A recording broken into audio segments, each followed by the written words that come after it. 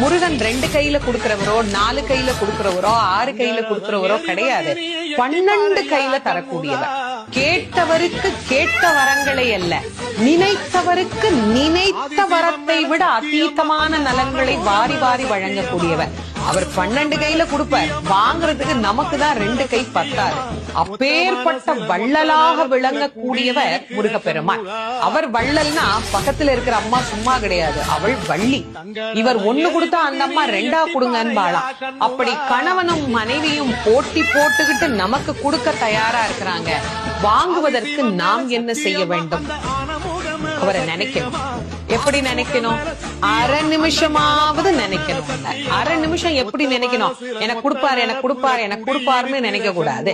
முருகப்பெருமானை உள்ளம் உருகி, அந்த உள்ளம் உருகுகிற போதே நமக்கு அப்படியே கண்களில் இருந்து ஆனந்த கண்ணீர் அப்படியே பெருகும். அந்த கண்ணீர்